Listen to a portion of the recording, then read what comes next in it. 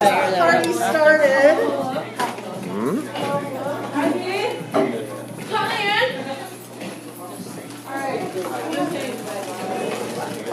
Excited? There's an exam next door, by the way. They already came in and told us not to be late. Remind me of like.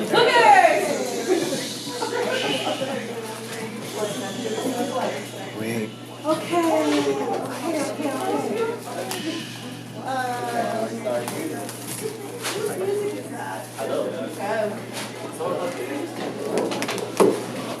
Just. Not that I don't like it, I do like it. Hey, Amy, if that's okay, we need to cut it. Cut it into pieces. There's like It's 25 Starbread. of them. Is there 25 of them? It's Is it Starbread. already cut? I mean, there's. Okay, did you already cut it? Oh, is it Starbread? Sorry, I have to go pick it up this morning. Oh, it's bakery from. Okay, you gotta consolidate. Don't be leaving your lid just sitting out there like that. Starbread.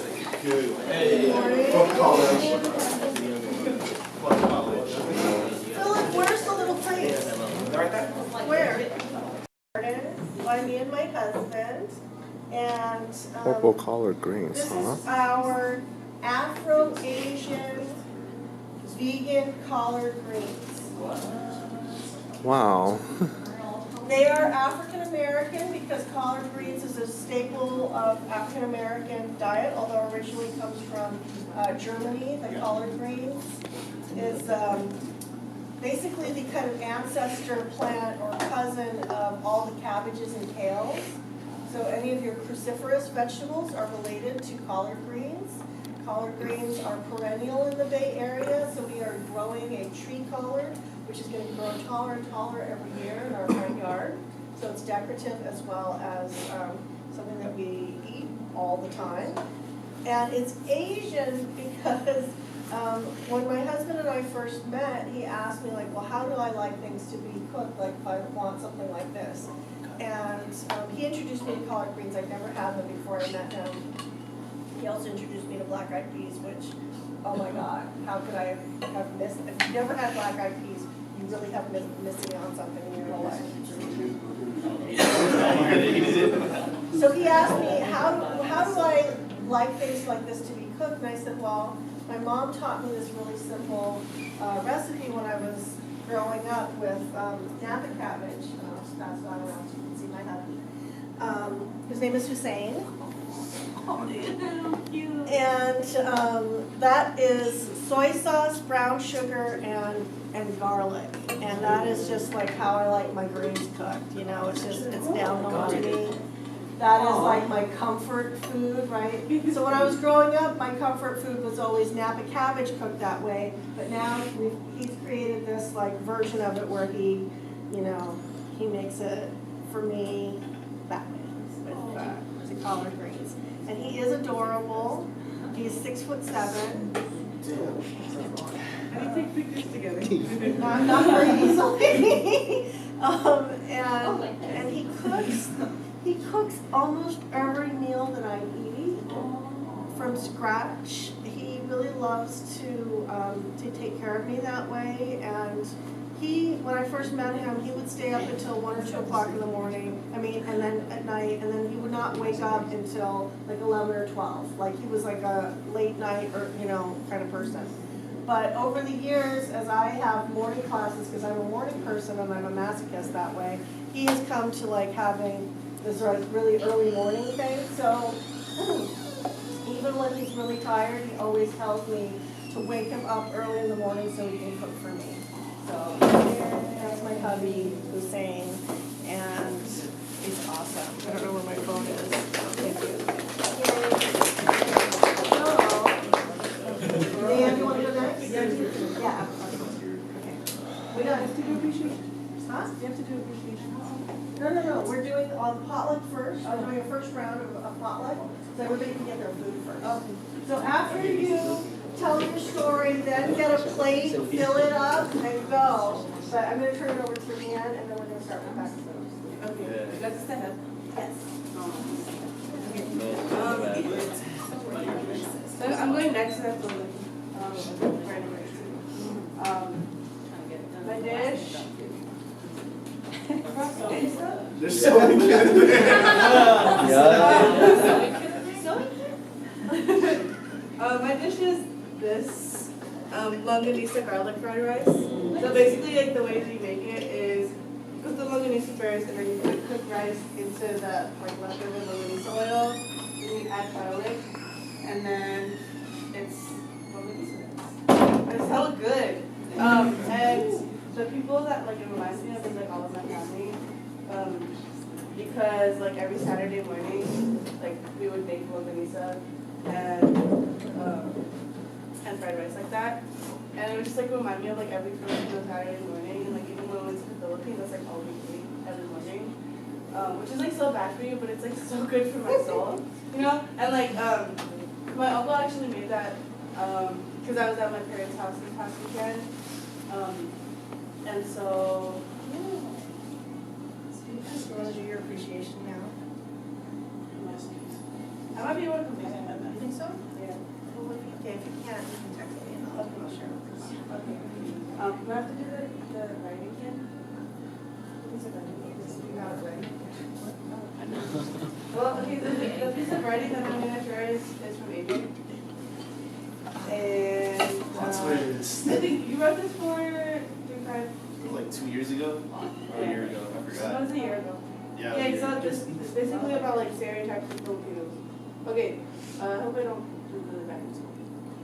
When you tell them you're Filipino, you're assumed to be a nurse, or at least going to school to become one. I tell them no. I'm not trying to become a nurse, a doctor, none of that stuff. Yet I still aspire to heal myself, my family, my friends, and the legacy of my ancestors. While I don't suffer from physical ailments, but we bear the colonial scars brought by 300 years under the Spanish crown. We bear the imperial bruises caused by red, white, and blue hands, not on one but 2 separate occasions. We bear the 3rd-degree burns of non-existent assimilation because we were made to believe that having sun-kissed skin made us less than human. They handed us papaya soap because the only way to bathe and get clean was to whitewash our identity.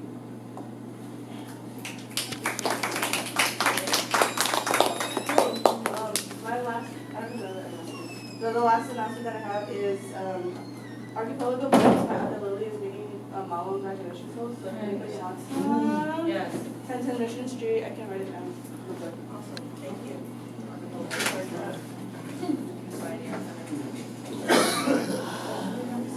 Hello. So I brought chicken adobo and brown rice.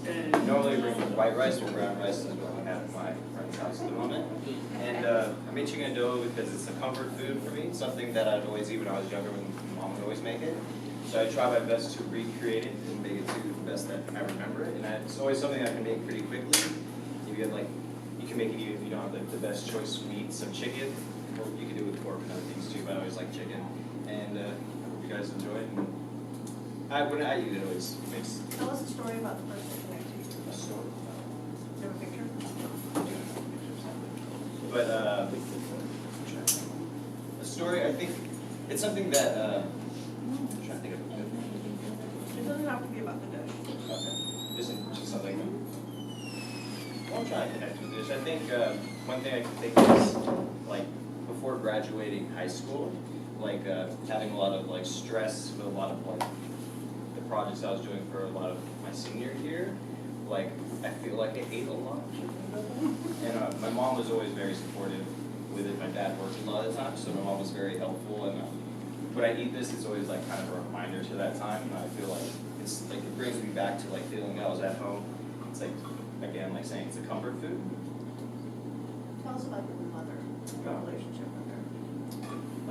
I would say it's pretty close, pretty good. I feel after taking ethnic studies courses, I've tried to connect with her more and try to connect on more ethnic ties of things that I didn't necessarily even know about, or especially I'm taking a child lit class right now, an Asian American child lit class, and sharing a lot of the books I get in there with her, and trying to show that with her grandchildren, just trying to have that connection. I feel like she lost a lot of her. Not she lost her Filipino heritage, she's obviously still there, but she's repressed it, I feel, due to coming to America and having to kind of whitewash her culture to get ahead in this culture. So I feel like I'm really glad that I've experienced and taken ethnic studies courses because she didn't have that opportunity.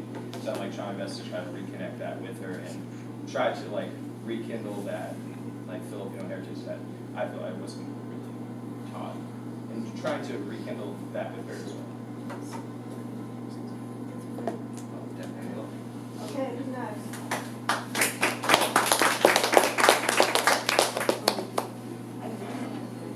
Are we going down the line? Oh, yeah, I was just trying to go around the circle. Oh. I'm sorry. I thought we're just being picked random. No, I was just trying to go around in the circle. Leanna has me, so someone's gonna come back. What was our prompt for what we're seeing? Yes. Tell us about your dish and tell us about the family member it connects you to. Well, actually, I brought corned beef because that's the breakfast that I had, and actually my mom made it because my mom's visiting. So it's from my mom. She added potatoes in it, because corned beef is something that I used to eat. My mom used to, when my mom had time to make breakfast when I was growing up, it would always be like corned beef and garlic rice with, well, it's a chello, so, and it's like a rice, egg, and corned beef. Tell us about your mother. My mom, my relationship with my mom. My mom's my best friend. My mom's my best friend.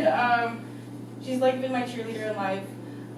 She never ever pressured me to do anything that I didn't want to do. Like, so I've never felt the pressure of like, oh, you need to be a nurse. I felt it from like my aunties and my uncles, but like my mom was like, I'm not living your life for you. So like, you live the life that you want to live because I can't provide that happiness for you.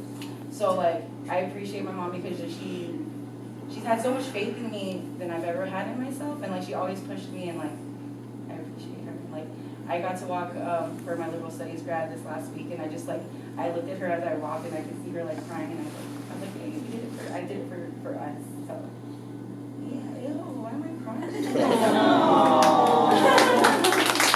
Yeah. Oh, and what? It's time to eat. Oh. Get your plate. Oh wait, I know, don't wait. This is the way it works. So everybody will get some food while, while we eat down the line. Can you want to go first? Oh, and I brought a wooden spoon because most Filipinos have like a wooden spoon in their That gets tricky. I know, I just had. That's trigger warnings.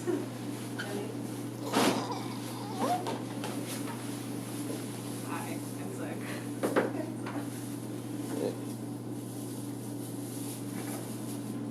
What is this? Oh no. Yum yum yum yum yum.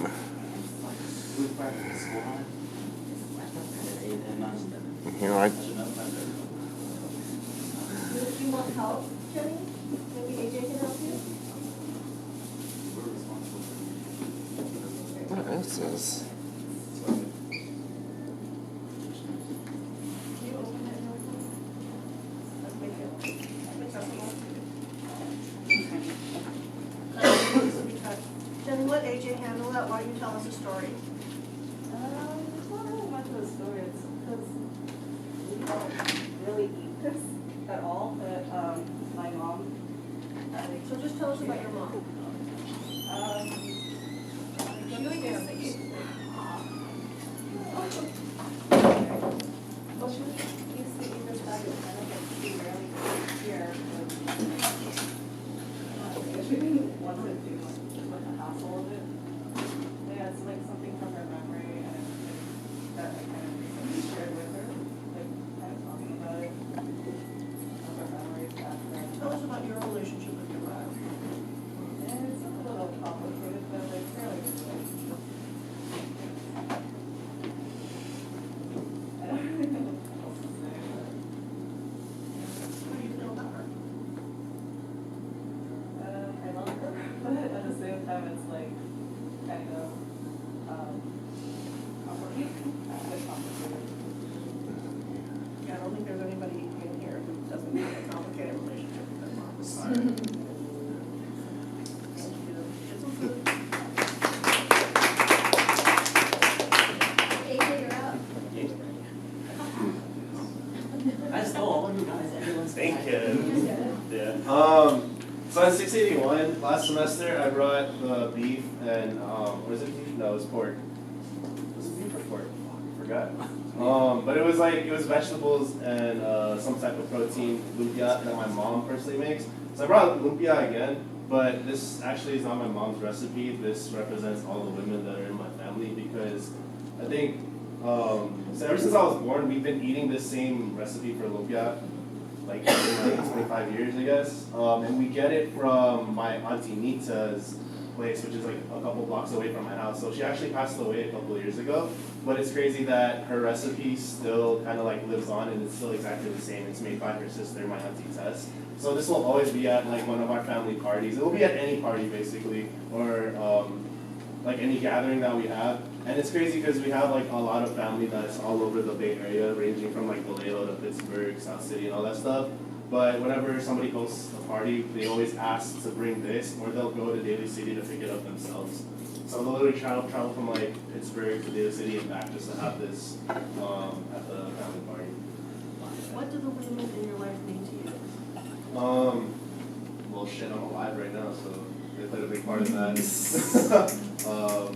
I don't know. It's like I feel like they don't really get to voice out a lot because when they confide stuff in me, they always talk about how like patriarchal our family is, and like our family is really led by the men.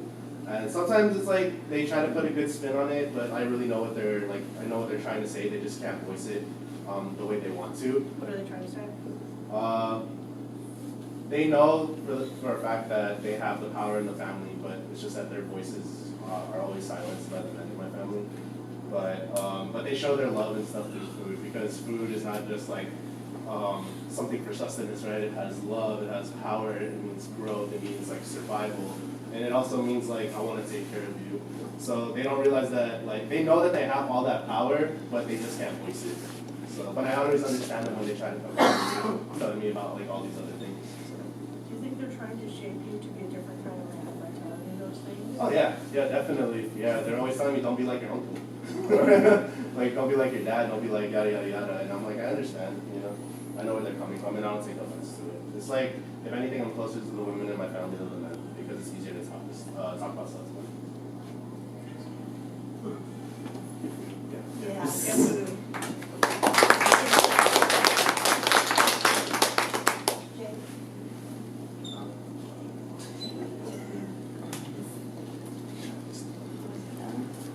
Hello, my name's Jamie. So I brought coffee because from growing up, my sister she used to work at Starbucks. Growing up, I didn't really see my sister because she lived on her own. She actually moved out when she was like 13 because of she went to live with her boyfriend at the time. But so growing up, I didn't really get to see her, right? So the way she showed that she still wanted to be a part of my life was that she'd always invite me to come and get free coffee. So she'd always hook it up with the coffee.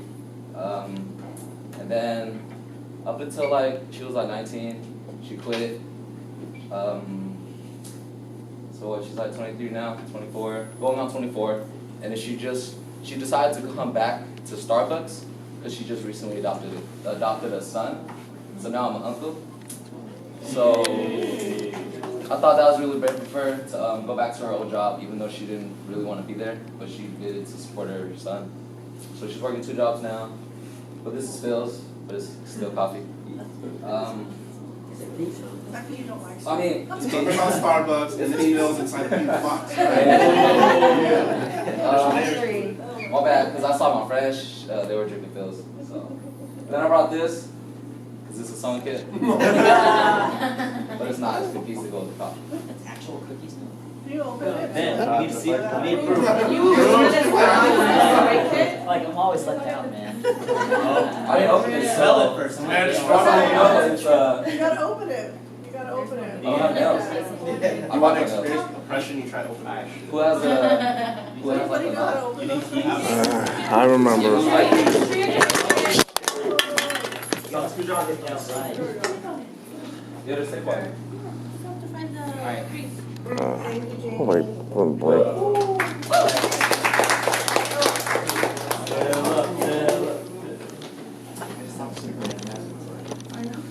I know. Hi, Philip. This is a Thuggy. You see a Thuggy? Yeah, it's called Thuggy. My friends got it for me, like when I was graduating. That's nice. So yeah, so I brought this rice cooker, which is the rice cooker. Which is the rice cooker that I use at home, just at my house, to make rice. And my significant story and who it connects to me with. So like, growing up, my mom, like, she works at a nail shop. So like, after coming home from school or whatever, like, I'd always remember that there'd be like a rice cooker filled with rice, like ready for me to come home, and then she'd have like food that she'd made like on the stove or in the refrigerator that I would like heat up or like cook for me and my sister. And then also what's significant is that the first thing that my mom made sure that I had when I moved into my dorm at Berkeley, and then when I moved out, was a rice cooker. So like when I moved into my dorm, I got the old one, and then when I moved out, I got this like Mercedes-Benz rice cooker. So yeah, so it's really solid. And that's it. My mom? Tell us about your relationship. Oh yeah, okay, so my relationship with my mom, yeah, so I'm like a really big mama's boy. Like, yeah, I'm like a hella big mama's boy. And I was like a super big grandmama's boy too. Cause my dad would work like, the overnight shift. And then during the day, like he'd sleep. So like in my youth, I'd hang out with my mom, and like she like, he was working and she'd be at home with me, with my sister, and she like, raised me, and then she like calls me all the time to like make sure I'm okay and stuff. Yeah, and I don't know if I've told y'all before, but like after I graduated, my mom was diagnosed with, so this is serious. So like after I graduated, my mom was diagnosed with cancer, and it like turned my life around, because I was like, oh shit, like the one person or like that had cared for me through growing up, like she needed someone to care for her, and then me, like I was up here like applying for grad school, and so like a lot of my relationship with my mom now is like understanding what it means to be like her eldest son, and then like as she's like aging, like one day hopefully return home and like take care of her or like provide for her in some way. So yeah. Like it's yeah, enjoy the ride.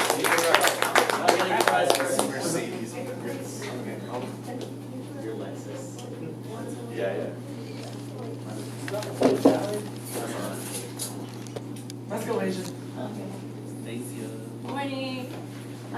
So for my dish, let's turn that over now. I made beef stew, and it's what? Wait, sell it. Sorry, it's because it's been sitting.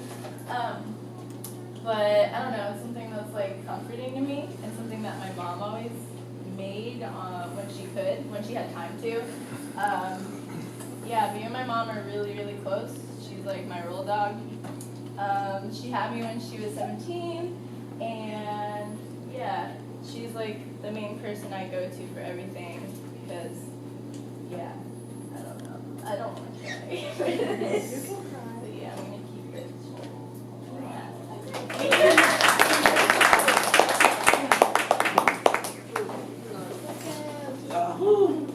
Does this come with a backflip? Yeah, so hi everybody. So I brought the mac. This is mac and Jeezy. Shout out to Sarah Cruz for helping me out with the recipe. But I made this dish because it reminds me of two things. One, It's terrible, y'all. You don't want any of this. It's really, really bad. yeah, it reminds me of two groups. So one, it's my mom's, and second is what I consider my family, which is my big group of friends, and essentially with my mom. At first, I actually didn't like my dishes, to be honest. And then my mom was like, my mom's the type of person that wants to like try shit out, and so she saw a recipe that Martha Stewart did, and then like she ended up making it for parties, and then I tried that shit because I was like, I'm always like the tester, I'm always the tester, food taster. So I tasted that, and like she does the one where she has breadcrumbs soaked in butter, and like she bakes that shit. And when I tasted that, I was like, Mom, like I don't know how you make whole things up, but like you always make everything like good. And she's like the type of person that she doesn't follow any like specific recipe. She's the type of person that does it by feel. And like she makes it like for almost every like other party. And depending on what kind of longevity we want with what kind of noodles that we're bringing, and And then the second part of my story is, so I made this dish for me and my friends' barbecue, and for me and my group of friends, who I really just consider my family, they had like a huge impact of like me growing up, because I had like I grew up with 2 sisters, but they were all 6 to 8 years older than me, and so they're off doing their own things and focused on their own lives, and then for me it's like I never really had that type of family bonding with my siblings, and so like when I started, when I went through my Filipino Heritage Studies class, you know, I created this specific bond with my class, and like a lot of them to this day are like close to the closest people I know, and they really helped with my upbringing through life, and like I really credit them for like somewhat like raising me essentially as growing up. And I just guess too, because like majority of them are male, and I never really had that like male brother like type of figure in my life. So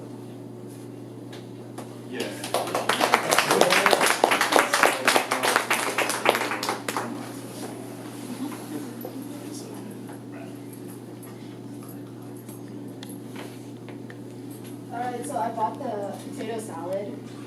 They're double potato salad, and I was like up at 2 a.m. making this last night.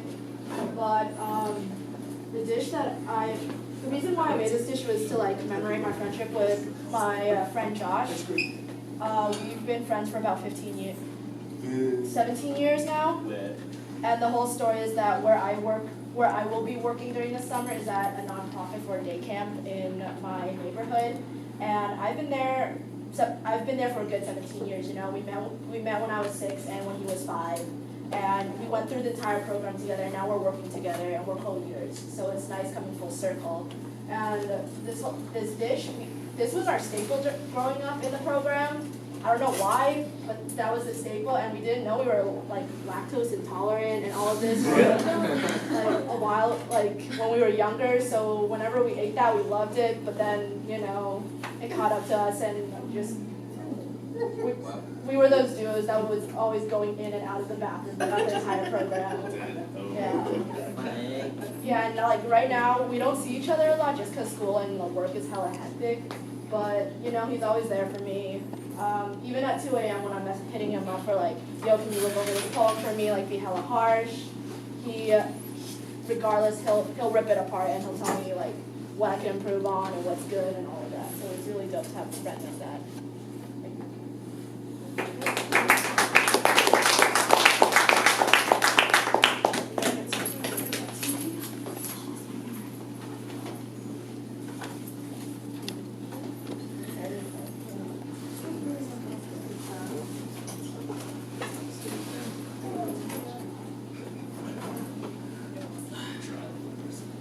Hey guys. Oh, you're there. So, I brought chicken katsu, and you know, like you can get chicken katsu anywhere, but I got this chicken katsu in one specific spot in South City. It's owned by these 2 really old Chinese couples. Like they have not aged in like decades. Like I've gone there for about like what, maybe 10 years already, like since high school, and then it's the person that I've always gone with. Like me and him, we always get chicken katsu. We have like all these jokes. Like I was just with him last night eating chicken katsu. Because he's my best friend. His name is Keegan Donofrio. He's a grade older than me, and I just love the guy so much. You know, he's always there for me. He always knows how to listen, how to give good feedback, and he also knows how to tell me when I'm fucking up. And you know, like he's seen me at my worst. I always have dinner at his house. He has dinner at my house. Like I love his family. His family loves me too. And it's just crazy because this whole semester, like I've just been going to his house. Hey, what are you doing? You want to study? Yeah. So all we've been doing these past like years is just been like just hanging out, chilling. Because after I graduated high school, it was like a couple years until like me and him fell off. Like just haven't seen the guy. And then just after I got into SFSU, like I rekindled my friendship with him, and it was sad to know that I let my friend move down like that. Because then after hearing like what he's been through, it's like I could have been there, but that's in the past, and all that matters is that he's still my best friend, and I want to be there for him. I love him so much. But so about this picture too. Last year he wanted to get into the EMT program, and he needed to lose weight. So what I did was I helped him out, and we tried to do this YouTube video of him losing weight, and it was called Gut to Cut. And this is him right here, like, yeah, last year. I was helping him film and all that, helping him work out, and then this is us 10 years ago. Wow. But yeah, like, it's just nuts knowing that I've gone to the same, like, katsu place, the L&L next to this bowling alley. It's right in front of See's Candy, if you guys don't know, but we've gone there since we were, like, in middle school, and it's nice just knowing that it's still there, and those people, that lovely, amazing couple is still alive, and they have not aged. I don't know how they do it, but it's chicken katsu.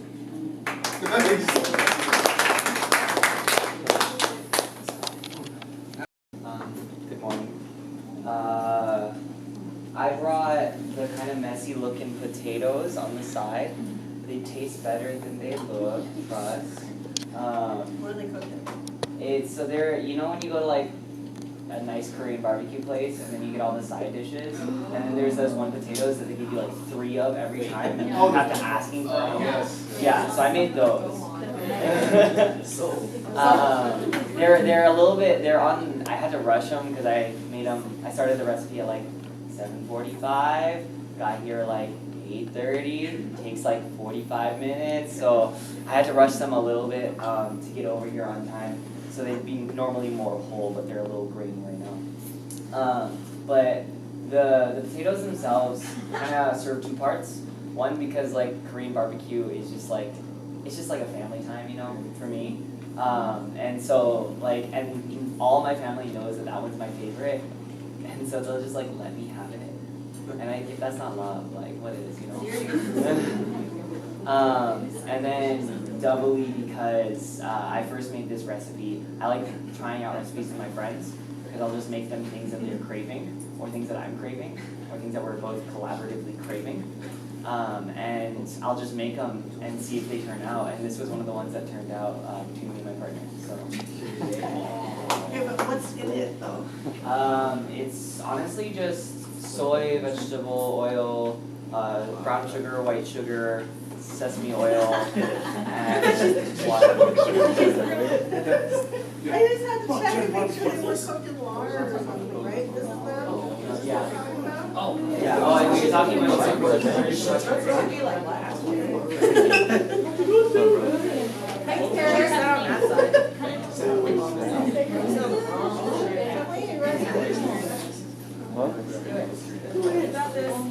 I believe in you. So, for my dish, I brought this fruit salad. That's our mom's recipe. Turns out actually, so it's like basically the compost cans and then with the nestle throw together and then I mix them. So it has like. My heart. That's okay, it's in a case. Oh. So, this one has like pineapple, papaya, coconut jelly, then like a cherry and stuff. I was buying the cans last night with Acme actually, but it turns out I bought the wrong kind. Oh, sorry. Because I was supposed to buy the bigger one, but I didn't carry it. It's heavy, but she said it was okay. Because we were trying to make it together. And yeah, so she would make this during our like family parties and stuff. And What does she mean to you? right? What does she mean to you? I mean, yeah, I love her. She's my mom, so and we do have a bit of like ups and downs. She supports me, and she whenever I'm like freaking out about something, like a lot of the time, she like comforts me, and she makes sure that What's your mom's name? Carol. This is Carol Salad.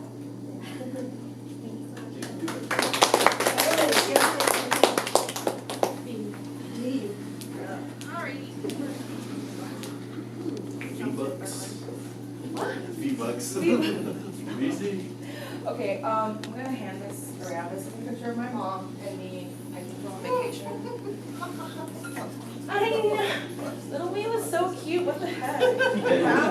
Anyway, so I brought this dish, which is my arroz caldo, or me and my mom's arroz caldo. So for those who don't know, arroz caldo is just like rice porridge, Filipino rice porridge. You can have chicken in it. Usually, my mom, when we make it, we put like the whole chicken and like the whole chicken, like the whole chicken. But this one, I put there's fish sauce, there's rice, regular rice, sweet rice. But this fish sauce, that's it already, and then garlic and ginger. So that's what's in there. Really yummy, real warm. I made it this morning. I literally was cooking at like 6 in the morning. And I was like, wow, my mom used to do this all the time. But I called her later. Let me see. So yeah, so she makes this for me all the time, like especially when I'm sick or like when it's cold. This is like my staple food. I don't like chewing a lot, so soups are my go-to, you know, like the less amount of chewing I have to do for any food, the better. So that's like the ultimate, like, oh, I don't have to chew, except for the chicken, which gets tired. Anyway, so yeah, and this is her dish. My mom's Ilocano, my dad's Tagalog, so a lot of the cooking that's done at my house is done by her and her family. And they cook a ton of food. Like, I had to limit myself to be like, because like if it were up to me, I have Attatai's big like pot that's like this big. I would have got that, but last time I did that, no one ate it. I was like, oh, okay. So that's fine. I can eat it myself. And what my mom means to me, and it's complicated. Like I really love my mom, but we really do have our ups and downs. There are times where I still like don't tell her a lot of things because it's like, you know, like past stuff that's happened between us, so sometimes I don't feel comfortable, but I'm really trying to like re-bridge that relationship I have with her. Yeah, and yes, yeah. And she's coming to my the commencement and to AAS grad, so I'm excited for y'all to meet her. She can probably tell you way better things about her, which will be fun. Yeah, tell us about your country. You're making the French fries. For what? Wow, put her on class like that. Oh, yeah, I don't like French fries. I don't like French fries. I don't like hamburgers. I don't like sandwiches. I don't like hot dogs. I don't like mac and cheese. Produced by the colonizers. Thank you. I don't know who that is. Goodbye. Oh, it's still warm. Get some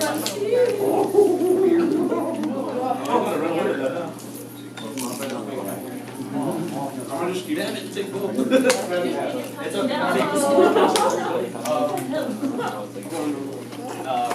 I just garlic noodles over here. Sorry, to chew on that. That's nice. Start over here. This dish connects me to my mom and also my sister. In the photo, my mom's really bad at taking pictures. She'll always look like a comedy picture. Well, that's her holding my niece and my daughter like a little shit. Wait, which one's your daughter? In the jean jacket? The more well-behaved one. Okay. For once. So,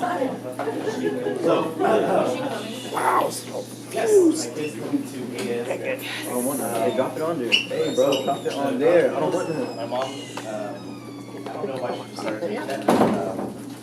But Bro, Lawrence, dude, I do not want that. Potentially, learn to make the dish from her. Oh, let go. Like, kind of perfected it. It's my sister's recipe. Just references. There's garlic. There's Chinese egg noodle, soy sauce, fish sauce, brown sugar. There's no meat. So. Wait, which one? The garlic was this one. Oh, yeah. Yeah. Jeez, stop delivering that, bro. My mom is very important to me.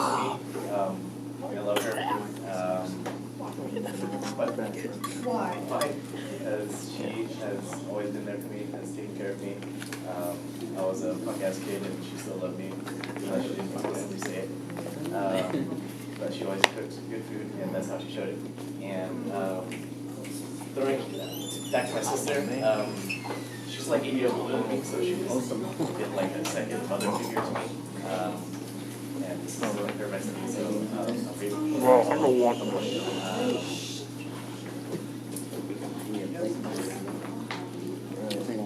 How do you feel about your sister? She's cool. You're right. She's alright. I was, like I said, I was a punk ass kid, so I was always like, really annoyed that I had two moms, but like growing up and realizing what they did for me and how they took care of me, really appreciative of how they looked after me.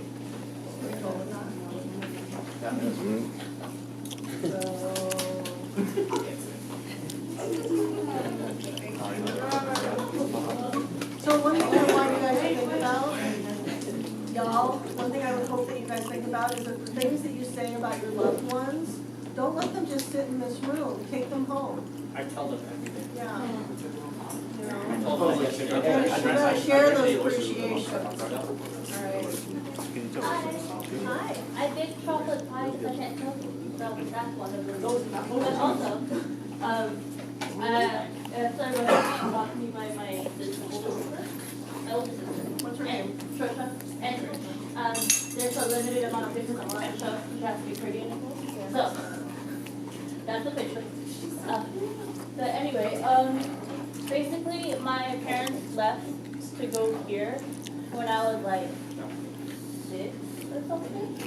So like we weren't really, I mean we were sad, but like we had our aunts, but also we had my oldest sister who really took it upon herself to act like the protector. And yeah, sometimes she's kind of a mess, but like most of the time she's so endlessly supportive, continually trying to push me to be the best that I can be. She has too much gossip that sometimes I don't want to hear, but also How old was she when your parents left?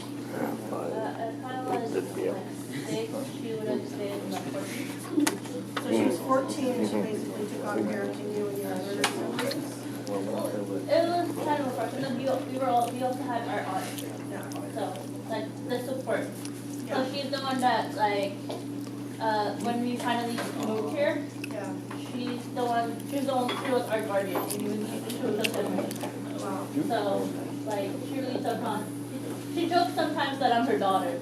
So that's how close our relationship is. And she's the one that actually turned me into baking. I never liked cooking, but that's too much improvisation. And I'm like more of like to the T. I have to follow a recipe. That's so funny. How many of you are bakers but not cooks? How about cooks but not bakers? About both. It's rare to be both. I'm impressed. I don't know. I can do both. I can do both, yeah. I just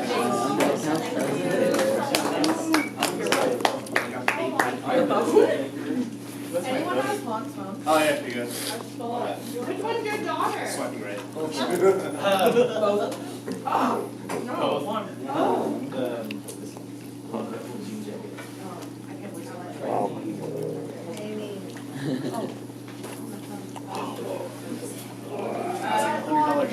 So I brought the star bread from Lingnan over by like Yeller. I didn't know what star bread was until I moved out here to San Francisco for school. San Jose, I didn't have many like Filipino friends, and also like star bread's not a big one there. But like after I got introduced to it, I brought it home back to San Jose for my sister, and she's like super in love with this like butter bread. So now every time I go home from San Jose, I buy a box on my own for her, and then she like complains that I enable her from eating, but like whatever. We've had this really complicated relationship growing up. She's the one closest to my age. I'm the youngest, and then she's like the second youngest, but she's 5 years older than me. And like she's like super duper hard-headed, and like back in high school she was like gang affiliated. She was like a really bad kid. It was so annoying. But yeah, she's like a super like terrible person. But then like once she like got her shit together and like started like went to college, we like really stopped butting heads. Like I stopped looking at her hot pockets when I made them. And like, you know, like you're the youngest child, and they like make you do stuff like, oh, go make me a hot pocket. I don't want to make you a hot pocket. No, go make me a fine. I'll make you a hot pocket, but I'll lick it. Wait, and you I've been telling her for like 10 years though. When did you tell her? Okay, so I told her like kind of recently, cause like college and stuff, cause now we're friends. So like she was like helping me write like scholarship papers and stuff. She's like, yeah, Amy, like, you know, you're doing this and this. I was like, wow, I'm like kind of cool when you say that. Like, you know, like, I kind of like you now, and I'm sorry, but I used to lick your hot pockets, like, for like years. But like, she was so mean to me. It was so bad. I was like, yeah, like, I don't lick them anymore. Like, we're friends now. So, yeah. Did you? Yeah, she did. She's like, wow, you're such an asshole. I was like, yeah, like you do. But yeah, like now we're like super cool friends. This is me and her and my grandma. She brings out the day in me. But yeah. Now we're like really cool friends, and like even though she's like a super big bitch, but she's like oh. Yeah, I don't think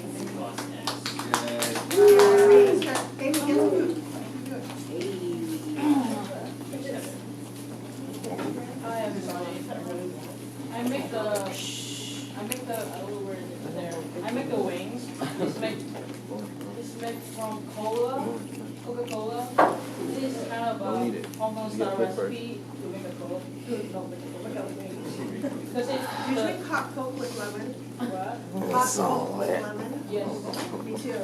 And when we are fishing, we boil the Yes, Coke yes. with lemon and ginger. Yeah. We used to make that when we were downstairs. That's like whole cooking.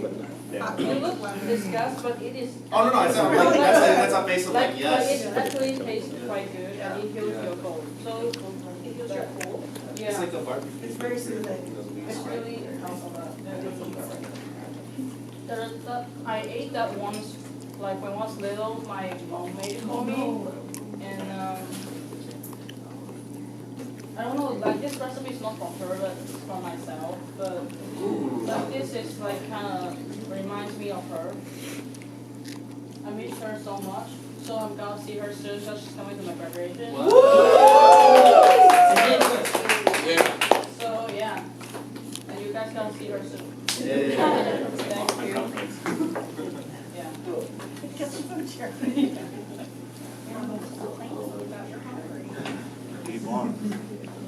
So, hey, I brought the strawberries. Basically, I didn't have time to make it. So, I brought it because my family back in Cambodia used to be like farmers and stuff. So, they used to like, you know, herd goats on and stuff, or cows, and plant stuff and all that. And I thought it was kind of cool after they run through like the Khmer roots and all that. We have this like very big, like they have these big pots in our backyard where they plant like, where they grow like their own vegetables, like basil and beans stuff. So I think it's kind of cool. They still do it, or we still have that part aspect, you know, like you know, over there in America. I mean, they didn't pick strawberries, but it's Do you have some stories about your family you want to share with us? not really. We don't have the best relationship. You still connect? Yeah, yeah.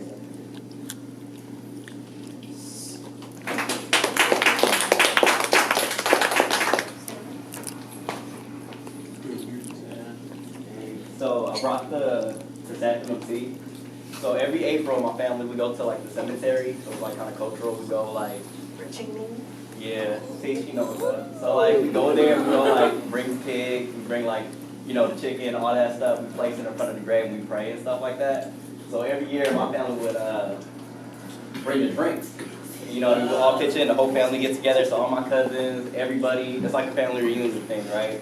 So crap. I don't know, we've been going for like as long as I can remember. So the first time we went, right, I think we brought like grass jelly drink, the home band. And after that, we started bringing a white gourd drink. And then like just like these past few years, we were bringing the chrysanthemum. So I was like, I'm gonna just bring the chrysanthemum. You know what I mean? So all my cousins come through. We used to be hella cool, but now they're older, you know, they're in the 30s and stuff. So they got kids and stuff now. So, you know, we ain't really got time to kick and stuff. So, you know, that's just what it is. Yeah. All right. Watch out, watch out, watch out, Watch watch out. out! What is that? Coffee? What? Coffee's on the ground. Coffee's on the ground. How you gonna disrespect me? My bad. He's so This is why we should have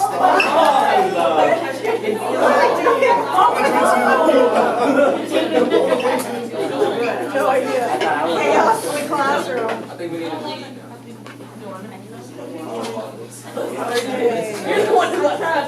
We're almost there. Everybody relax? Everyone go. I think it is Lawrence's turn, right? Am I right, Lawrence? Are we at you? Yeah? Why? Let me see. Okay. Yeah. Fine. Okay, everybody, Lawrence's turn. As soon as I get I'll wait as everybody sits down though. I have a photo of my mom and my sister when we were at Bear Valley, California. It was during my actual Olympics. Is your sister younger than you or older than you? She was 5 years older than me. And she's in her third year right now, so I'm like, yeah, that's that. Oh, no, I have a short. She's in her third year of college? Yeah. What's my well-known? It's one of those. It's one of those comfort foods. Or like my parents usually like had. We usually had oranges and apples. Occasionally we have watermelons because it's one of those refreshing, comforting food type of thing, and I don't have any memories about that. I had it since I was a kid, and the only thing I really dreaded is the durians.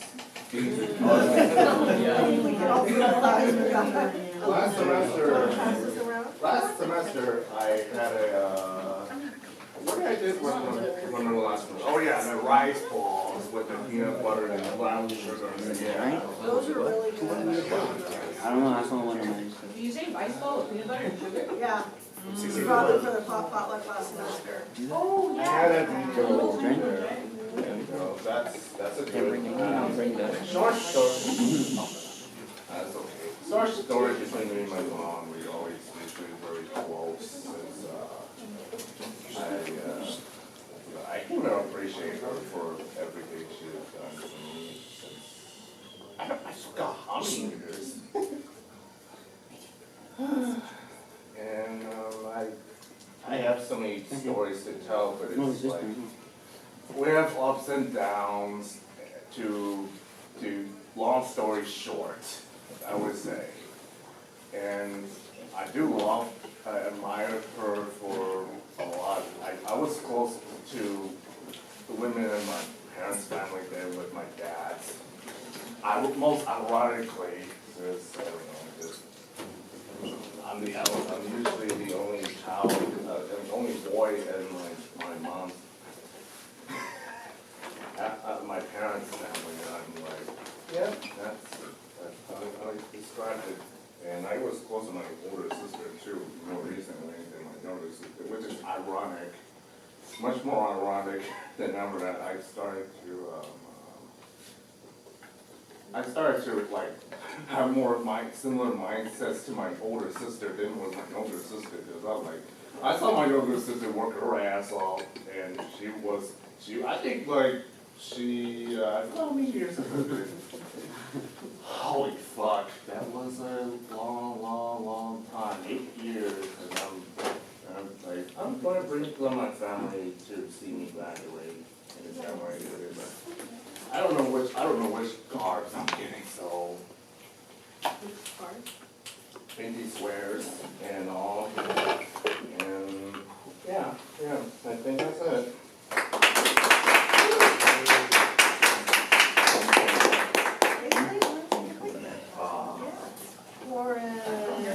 Okay.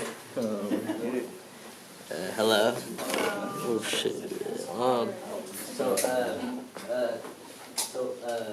Last time we did this, last semester I brought Krispy Kreme, so I wanted to try something different. So I made the weird looking s'more thingy. Oh, yeah, well I don't cook or bake or anything, but I had some time, so I was like, why not? So inside, well, it's a graham crackers, marshmallows.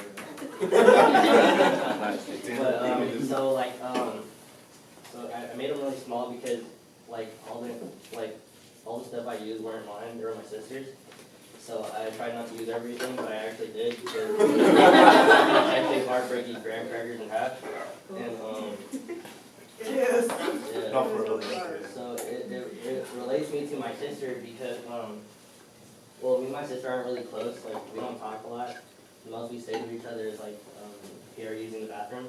But, something like the way we bonded was food, really. And because, like, she'd always have leftovers and I would eat it. I don't know if it's because I'm, like, because I'm younger, she lets me do it, or maybe, no, actually, she gets mad sometimes. But, I decided to make, I was gonna bring cookies, but then that meant I had to use the oven, so I was like, nah, never mind. So I just made that because I just need to use microwave, and then I like to think of it as like an embodiment of like a lot of us, you know, because like the marshmallow is like colonial mentality, but without critical marshmallow praxis. CMP. Yeah, so thank you.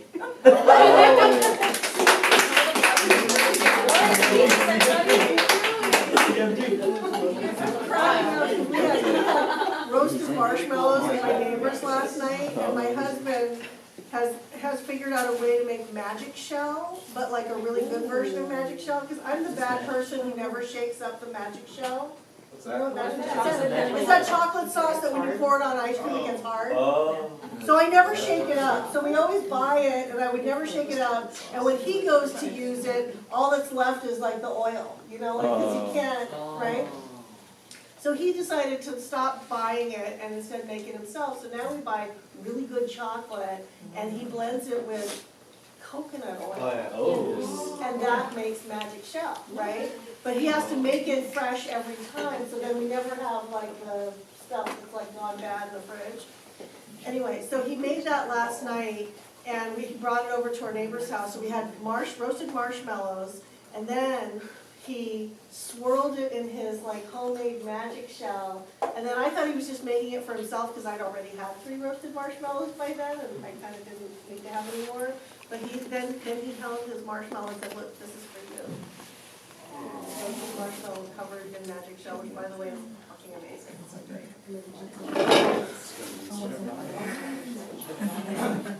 Alright, so what I brought today was, you guys already tasted it, it's the Spanish CD. So it doesn't really, relate to anyone in particular, but it's more of a memory. So like, it brings me back to the good memories I had growing up in Hawaii. So, and Spanish CD is a food of Hawaii that's, you know, that's what it's known for. So, yeah, so it just reminds me of the good times I had with my family growing up there. And what made me really realize, a couple months ago was going back to Hawaii to visit, and I realized that I need to go home. So throughout my life, I've always you know, lived in other places, trying to see like have that feeling of home, but I've never had it. So I realized home is Hawaii. So that's why I'm planning on applying for UH for my grad school. So, what's that? Which one? Manoa. Oh yeah, no. Yeah, right. So. Yeah. But yeah. What are you gonna apply for? What program? So well, it's either UH or HPU, but whichever takes me in. But the one in UH is gonna be MPA, so public admin, and then the one in HPU is gonna be HR. So hopefully, we'll see what happens. But yeah, hope you guys enjoyed it. The rice was kind of soggy. No, it's not. Early in the morning, kind of hungover. So how do you guys like to eat the rest of it? Because I'm not going to throw away stuff. Jerry,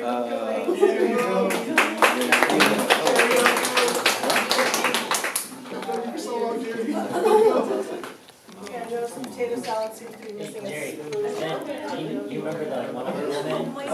Okay, so I want to make sure that we get to the appreciation, so we're going to do those first, and if we have time left over, we'll do, you know, you can share your piece of writing by your classmate. But I encourage you all to read each other's work. Who wants pass the last little my appreciation to Philip. Oh. So your only rules, y'all, are that you just have to choose one of your classmates to appreciate. And remember, this is not about receiving appreciation, but giving the appreciation. So whenever I describe this assignment, I always have people say, well, what about, if some of your students don't get appreciated, aren't they gonna feel bad? And I said, but it's not about receiving the appreciation, it's about giving the appreciation. And each one of you is gonna have the opportunity to give an appreciation. And that's what this exercise is about, like getting into that mode. So being in a position where you can publicly thank people is a great position of privilege and power to have. So I'm going to use my privilege and power to appreciate Philip. Okay, so part of the rules are that when you're receiving the appreciation, you just have to receive it graciously and not try to deflect it. Okay? Philip. Oh.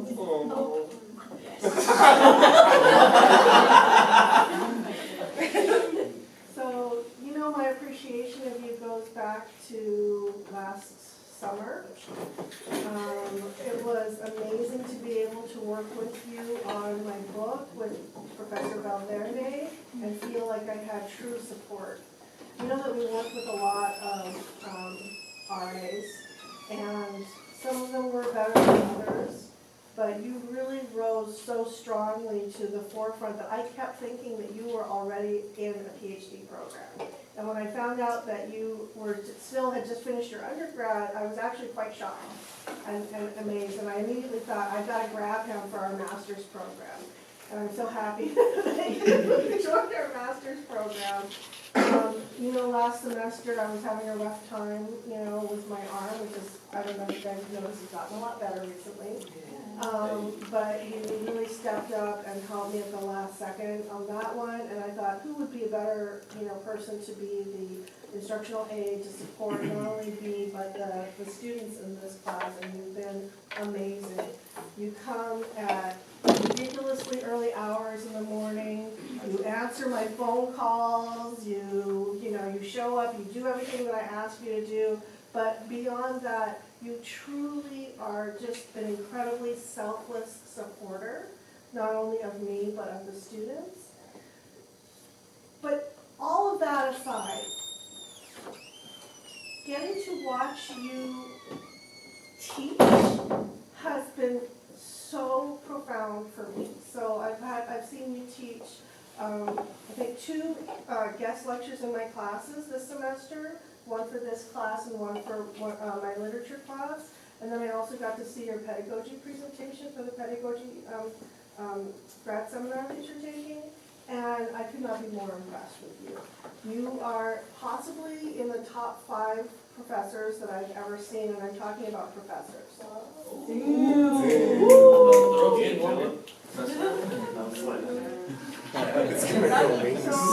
I appreciate you for allowing me to be part of your journey into what I have no doubt is going to be a great, successful academic career.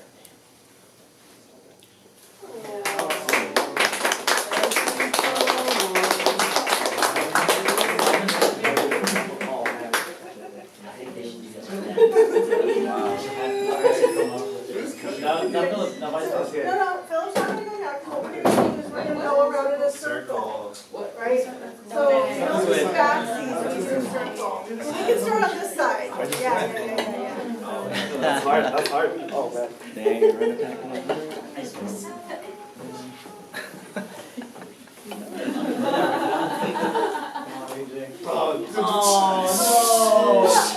We talk about Jerry, we're not even friends, man. That's what I was going to talk about. But AJ, so going back to school was kind of interesting for me because I'm a little bit older, and I feel like my understanding of life comes from different areas. But becoming an Asian American Studies major, you have to learn all these different concepts and have different ways of thinking. But ever since we had that one class together in the Vietnamese literature class, The one that I failed.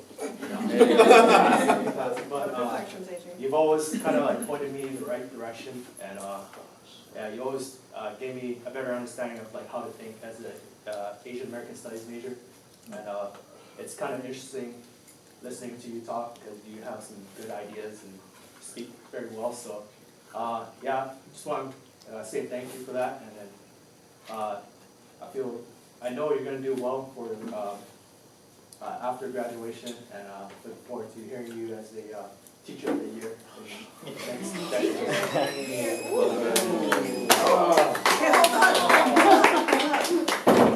Wait, take that picture. Back. Go back. Oh, go back. Hug. There you go.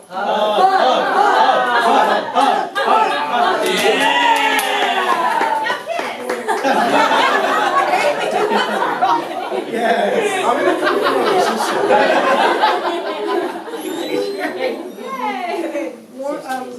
George is gonna take photos of everybody so that we can attach them. Lauren, ready? You get it. Mine was AJ too. Oh, It's like the same. it's like 681 all over again.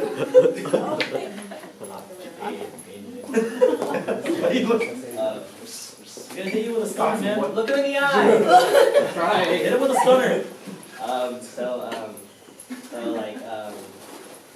Like you hella inspired me, like in like all these classes, like or like even in the prep space, because like I don't really pay attention a lot to like instructors. But like just hearing you speak, I feel like I get so much gain from you just as a student and also as an educator. I feel like I learn a lot from you the most, and it's helped me a lot on my journey to being an educator myself.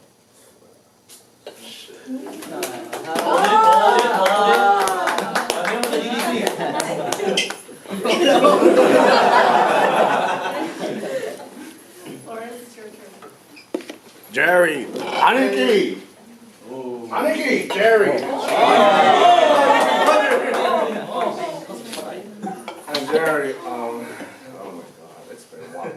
Last semester, I'm so glad.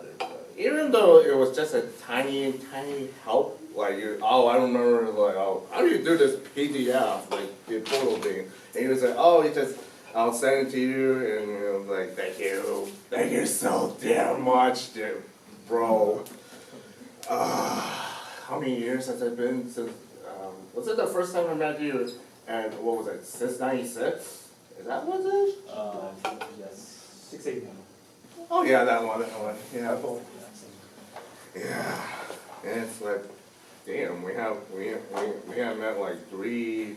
We have like 3 classes together this semester compared to 2. Huh? Oh my gosh. I guess I don't know if fate was. Well, it just tells me like, okay, I want to show my thanks because I haven't said anything else. But honestly, it's have fun in summer and good travels to however country you've been being selected. But I don't know if the military is going to put how the military is going to ask you to do. But it's bro.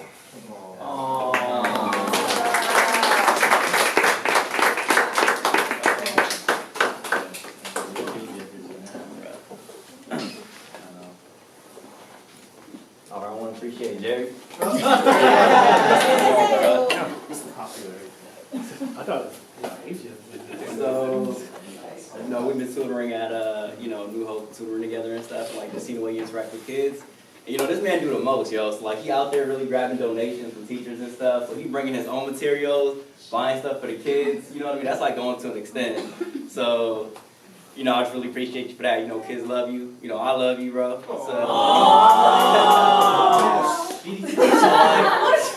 I've been like struggling on the research paper. So he's been really sending me resources, like I didn't even ask him, so he just kind of like sent it to my email and stuff. So like I wake up in the morning, I'm like, what the hell Jerry sent me? And just resources for me to use and stuff. So he really been looking out for me. And like just last week we was at like Starbucks together working on it. And I just really appreciate you looking out for me like that, bro.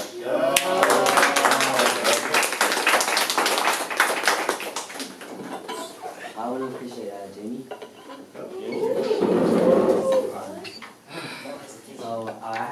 pretty long, rough semester. As I can tell, I didn't really make the class a lot.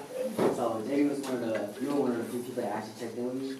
And as like semester went on and see if I was okay, if I was cool, just, you know, I really appreciate that. I thought that was pretty dope. Because not a lot of people do that, you know?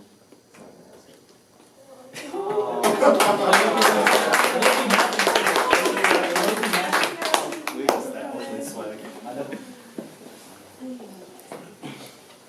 Thank you. See? Oh. I cannot appreciate. We're gonna try. Try. This semester I want to appreciate you because we had a lot of class together, but we didn't really talk last semester. Starting this semester, we kind of bored each other, the three of us. Like we chat, we hang out, and we have fun and talk. We also go to movies together, and that's like it's special for me because I didn't know that I could have like that kind of friends in SFSU because I got a lot of like bad people around me before.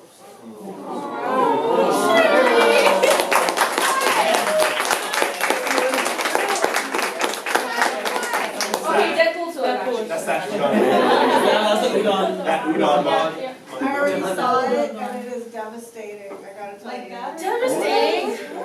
I got something for one. It's not funny like Deadpool 1, but it's great, but it's not funny like that. But it's really good. Francisco, Oh! Yeah! Correct. So, I met you last semester. So, I met you last semester in Dr. Kio's class, and we also matched on Tinder.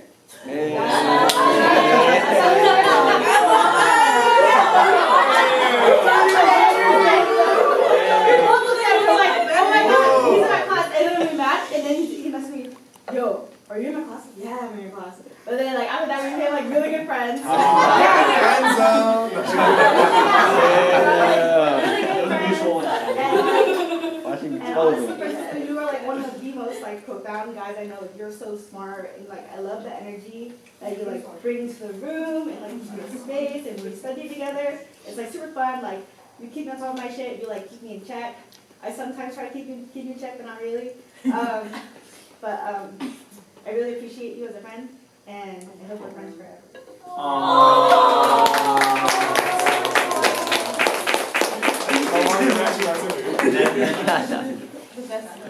It's super light.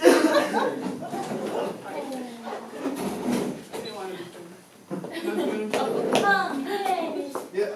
She's gonna cry. Yay! I'm already emotional. Freshman Ruby and community show. Yeah, so you're gonna cry. So, I've known you for like 2.5 years now. Think And so, we literally started this together, and it's so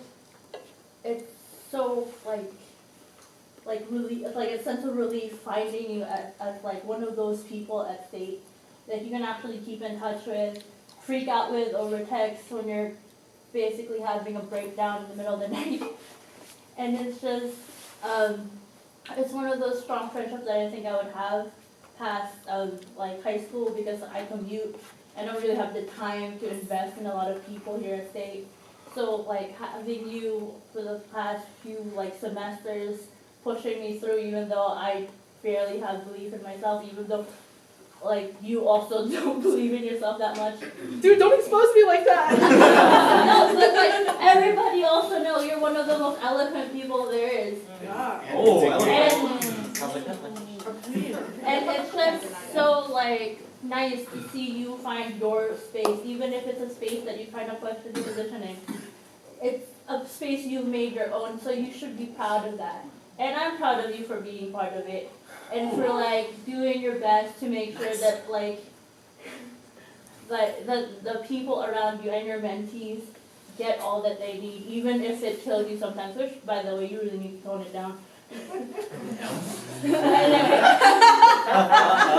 Thank you so much for being such an inspiration here.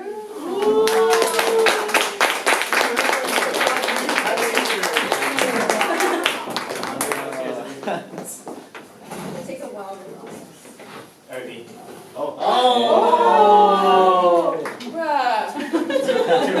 It's me. Hi. Hi. I met you last semester. Yes. And you were straight up just like really sweet and really nice.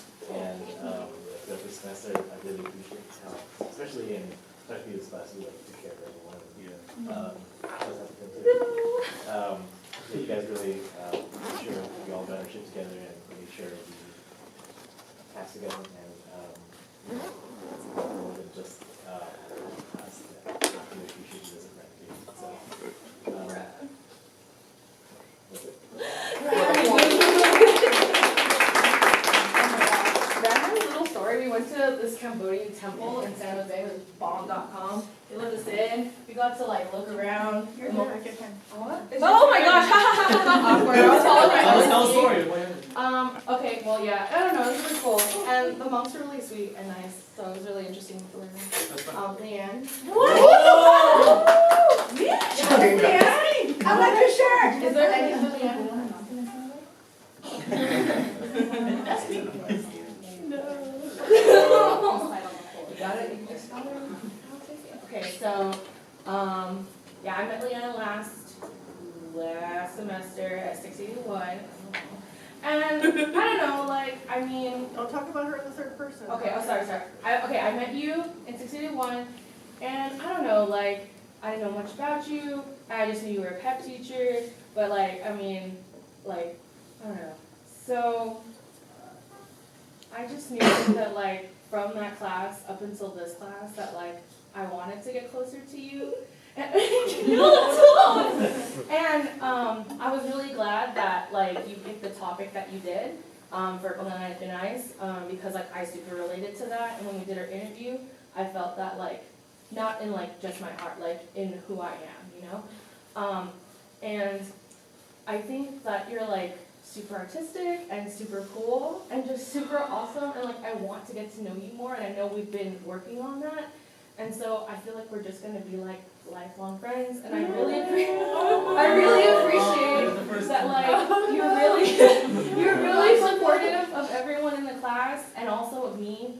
And I know sometimes it can be really hard in your own experiences, but oh girl, that's why I'm here. That's why I'm here for you.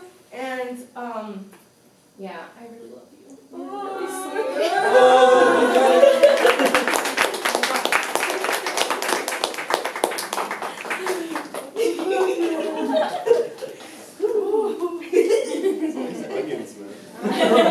What about onions in our milk? Is there onions in the corned beef? Go Kathy. Cherry? Oh! So, we met like in 696, right? And then we started singing meditation in 681. And I'm just so glad to have gotten to know you ever since last semester, and then up until this semester, like freaking out about our thesis, and like me catching up with you with our class with Wesley. And I'm gonna be really sad when you move back to Macomb. But I'm gonna really miss you, and I hope that we can still keep in contact.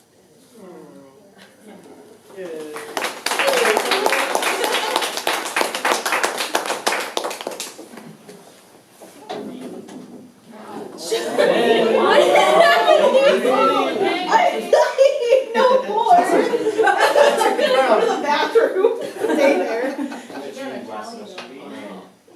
Being in Francis Wong's class, and we were really supportive and helpful in our class. And I feel like Oh my god, we did take that class together. I feel like a lot of times I would miss class and other things. It's similar with this class, and you took a lot and made an effort to try to connect with people and make sure the class was like, you took the time to like get a room set up, and I just wanted to commend you for that. I thought that was a big part, and that was helpful. I didn't take advantage of that myself, just being really busy, but it was great to see that you took that out of your day to do that for everyone, and also how helpful you were in previous classes. It's always cool to know how much you were into arts, and always like kind of help push me to try to get back into the arts.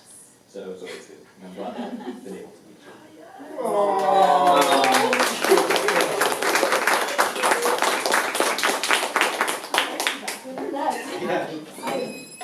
Choose. Don't hold it up. Francisco, like the bathroom or something. Like I'll call him. Like, Okay, let Put on speakerphone. I'm gonna call him. Okay, my earbuds just go so emotional. You give them the information over the speaker. Oh my god. Hello? You gotta open it up. Like, have Oh, yeah, close enough. Wait, Ty, come on. Oh. Wait. I'm giving it a wrong version. I know you are. Let's go, Look at Lex this and I. yesterday.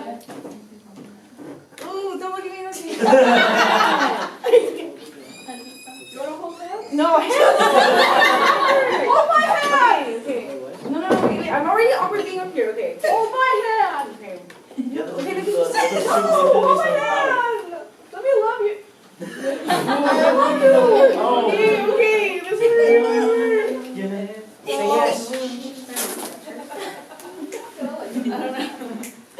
So I low-key met you in Pito's class 2 years ago for Fill on Identities, but it wasn't until like a lot, like when I sort of like ran into you in the hallways with Dominique, and you were like, yo, we're gonna do PEP, and you were hella supportive about that too, and like the whole process for me of doing PEP was hella hard, because I didn't want to teach it wrong, you know? That was one of my biggest insecurities going into PEP, like I didn't know if I was gonna feel like I belonged or like even part of this family, just because like my personal position not only isn't Filipino, it's Vietnamese. And like I remember the first day in T-Box, like I walked in hella late, fresh from a different job training, and you just came up to me and you're like, yo, join this little group that we're having, join this cultural energizer. And I think from that with like the help of Lolo and the folks, like y'all really became my family, and I'm so grateful. Just thank you for everything. This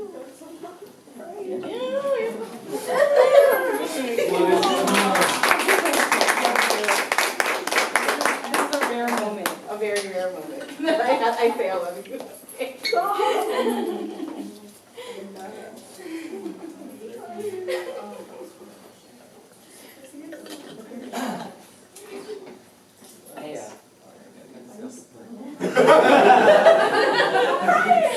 It's very split up even. Oh, I've already started. So you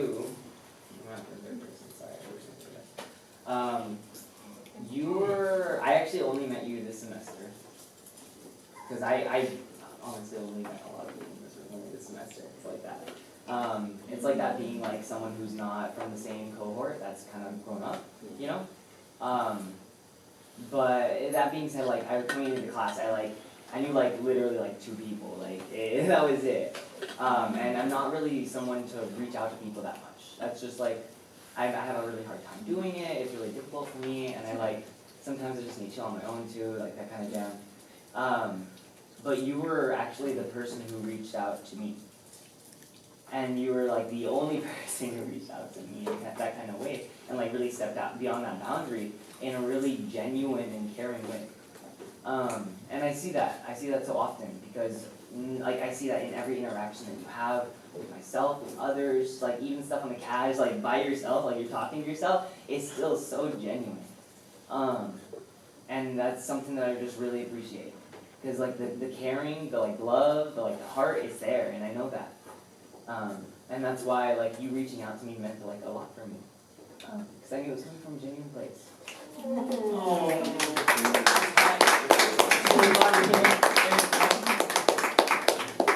Yeah, those corned beef are strong.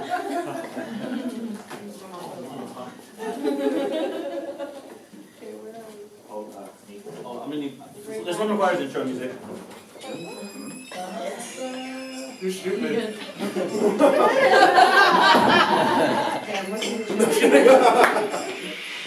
I hate you. Why would you do that? Stop it. You love him. Stop it. Nobody else here watches wrestling. Stop it. Oh man, so we've known each other for like 2-3 years now. 3 years. Yeah, man. It's crazy to think how like our relationship has like evolved throughout the time. Like I know we didn't really say eye in the beginning, but I think like our constant streak of like having like AAS classes together, it's like we really got to really bond with one another. And like what I really appreciate about you is that like you have this thing where it's like you're able to give advice to people even like if they're not even like seeing it, like asking for advice, or it's like they offer it when I'm not even asking, and it really is a testament to like how much people really value what you have to say, and that you may have like times where you don't feel really confident by yourself, but like despite everything that the advice that you give to everybody and all the things that you talk about, it's like you have like the capability to do whatever the fuck you want, and so I mean that from the bottom of my heart, bro. Like you inspire me because like I try to be as articulate as you, and yeah, man. But now that we're like starting like a new path, like what I mean. I'll see the audience and shit.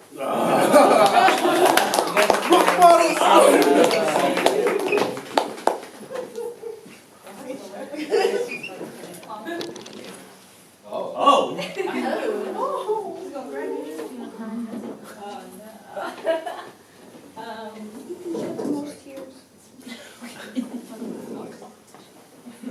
I don't know.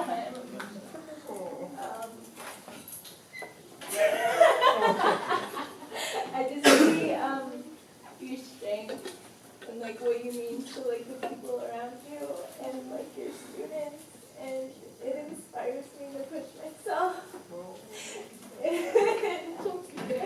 Thank you for, I don't know, your awesome presence. I appreciate you. I appreciate you.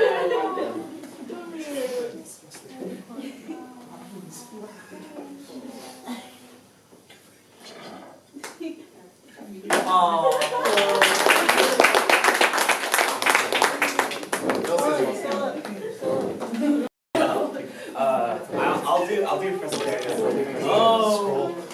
That's gonna be quick. I was trying to sneak some more back in. 60%.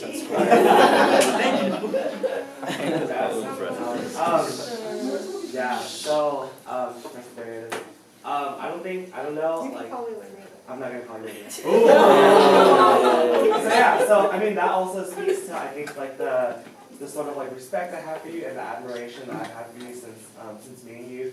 I remember one of the first conversations we had was about the Vietnam War Memorial, and then how that definitely meant something for you as it did for me, and then we were able to connect through that. And then I remember really, particularly when we first started working together, you had told me that like I was able to finish the sentences and understand the theories well enough to like write them out for you because of your injury, and that for me was really empowering to be someone who like came from a really repressive environment like at Berkeley, and then was very unsure and uncertain of my own capability and ability. And then recruiting me here and being here, I was like in awe when you asked me to be your IA for this class, because like when I started my first year, like I was unsure, like I had really bad imposter syndrome, so I really didn't even know. Like a little bit, I didn't let out, but yeah, I didn't know if this was a place I would belong, if this was my calling. And then like it also was kind of it's kind of strange still, but like every time I talk, like you start crying, and so I'm just like, wow, like I guess like like my story is powerful, and a lot of what I've been able to observe from you and your teaching and your mentorship, like in and out of the classroom, has been what I want, like would be what I would want to be when I am able to be here as a professor. So thank you so much for being my role model.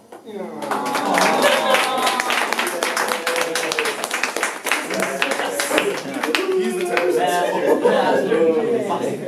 His HP went up by something. Yo, everyone get on this level, yo. Dr. Dario, it's okay if you want to call two people up. No, we have no time. I have gifts for them though. Okay. So Francisco and Kev. Oh. Yeah. Yeah, two rock bottoms.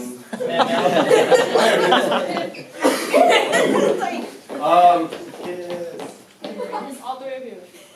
You used to talk too much. I just didn't like you. But it goes to show what 3 years of being in the same classes, whether it's just us sharing one class individually or us all three idiots being in the same class together.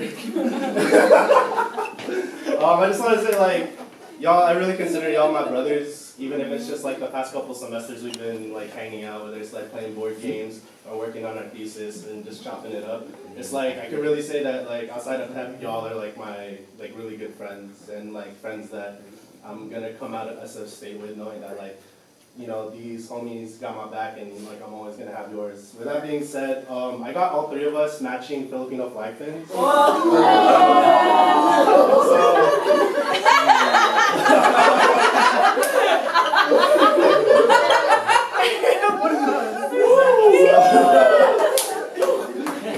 So during AAS banquet and Pre-Grad, I'm gonna wear mine. It's a lapel pin. If y'all wanna wear yours, that'd be cool. So there you go. Oh man, that's sweet, bro. So do you like hug now? Or what? No, I don't have one. It's at home.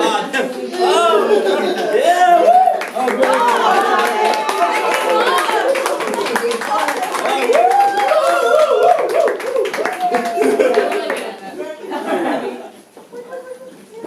Ow.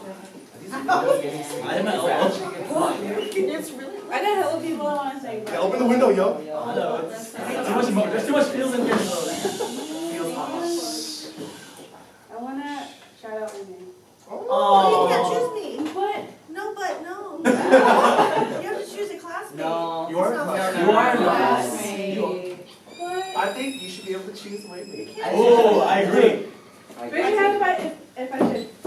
Oh, wow. Hey. This is a democracy. Yeah, All right, self-determination. in the interest of time. It's agency. Oh yeah. Okay. But only We all one. vote. Okay. I want to thank you because, oh God, I'm crying already.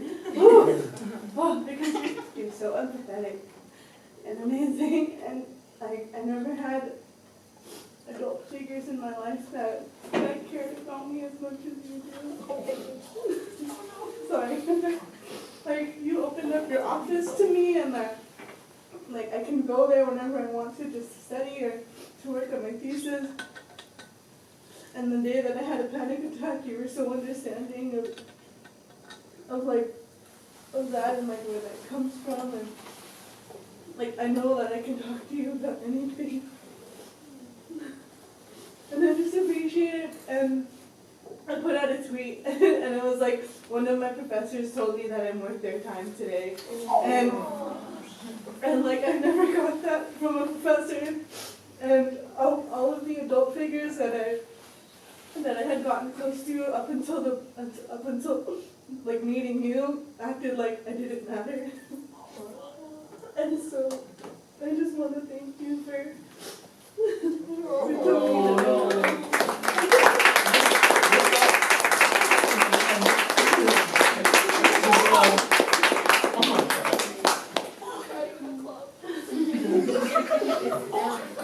I know. Everybody be allowed to hug me now. At the end, at the end.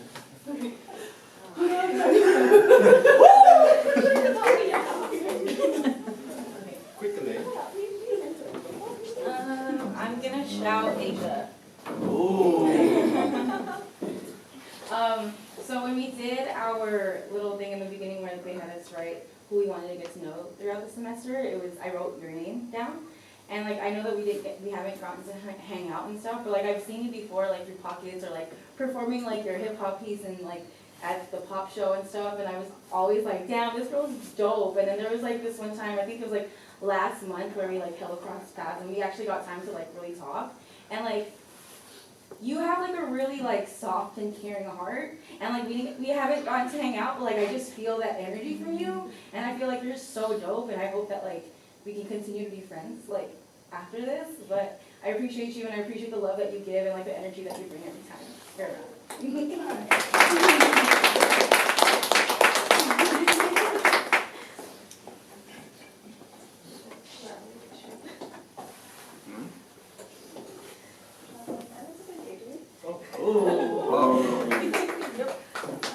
So pretty much you're very bright and very inspiring and super supportive of everyone, and it's like I've been like super depressed the entire semester, so just seeing you're so inspiring and it's like so bright, and it's like it just lifts the mood of everything.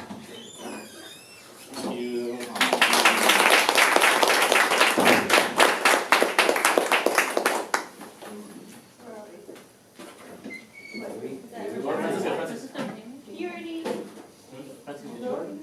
Jamie. Okay, Jamie. And then Francisco, and then Julie. See,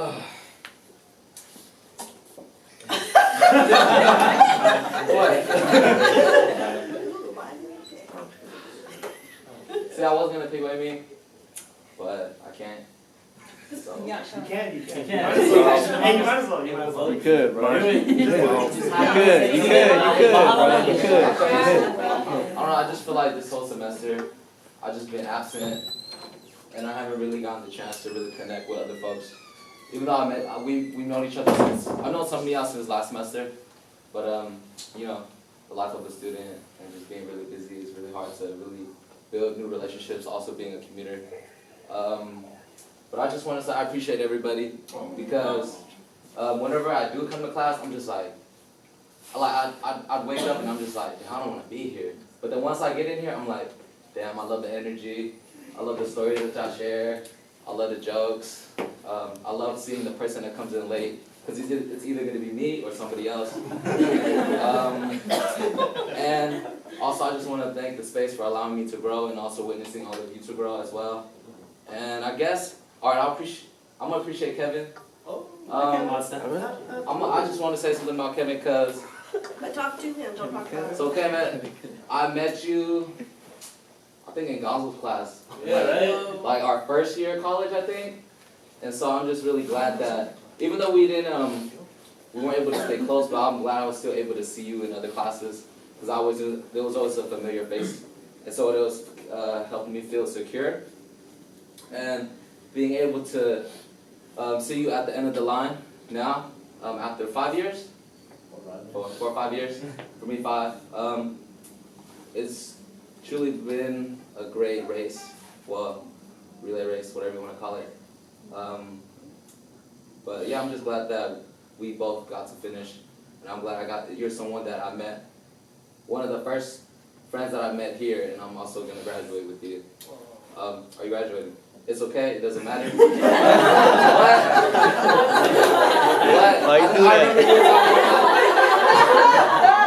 I remember you were talking about your situation, and I feel like it's really dope. You're going to pick up the minor ed. I hope you finish strong and continue to do well for your community.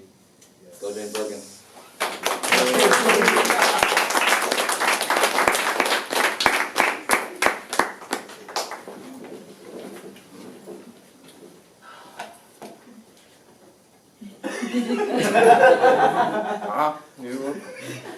Don't take all day. Like getting my squats in.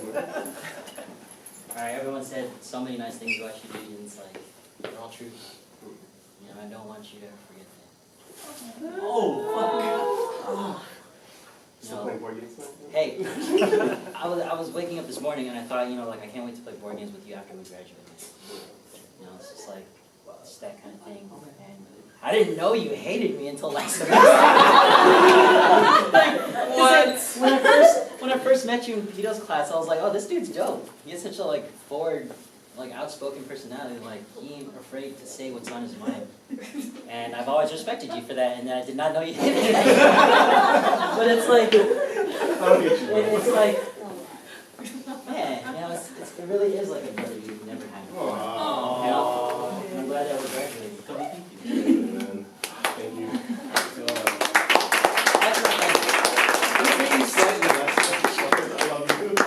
All right, Dewey. You get the last word, man.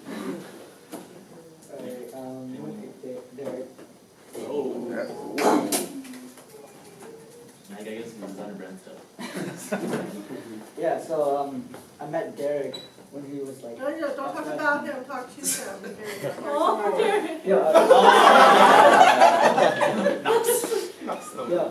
So I met you when you were like a freshman, and you come to Badminton, and you know we played together, and you made a club out of like nothing. When there was like a lot of help from to like create something, and over the year, like I've been talking to you and finding out that you changed your major in American Study, where I could have someone to talk to about the major is really helpful. So I'm glad my final year is like a decision in the class and be in the same room with you. So I really appreciate that.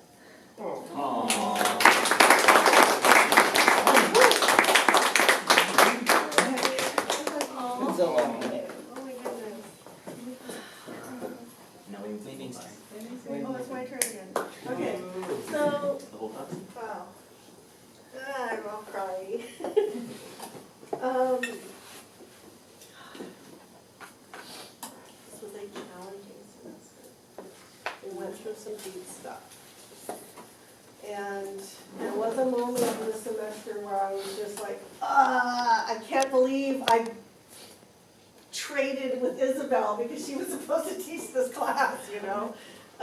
But I really wanted to teach y'all, and then we got over it.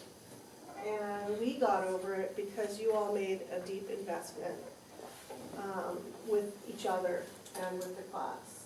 And I'm so excited to see how well y'all have come together to support one another. To me, that's the most,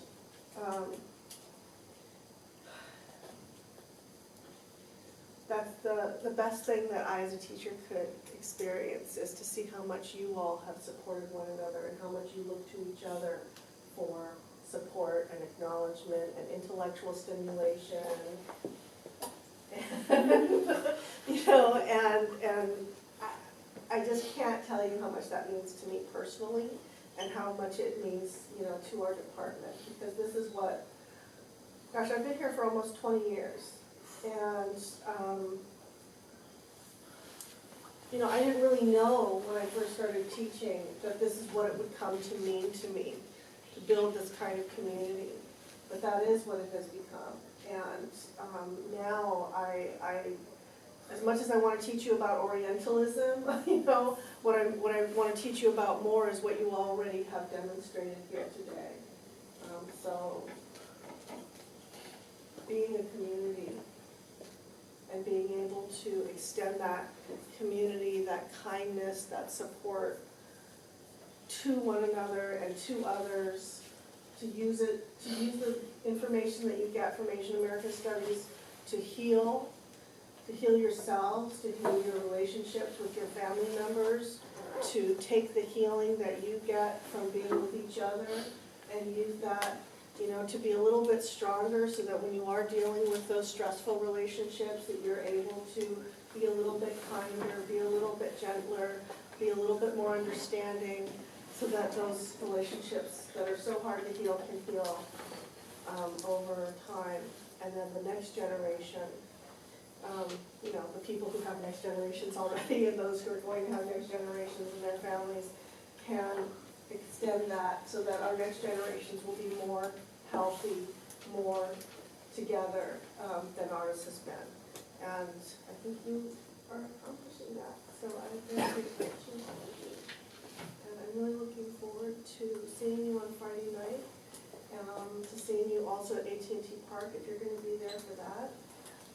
And just maybe seeing you in my office today to pick up your stoles. So, yeah, that's all I really have to say. And, you know, we gotta clean up so that the next class that's in here has a clean room to come in. You gotta take whatever you brought with you. And finish that thesis. Thank you. I'm talking to myself. Oh shit. Oh, also, if you think you have missing assignments or like want to know,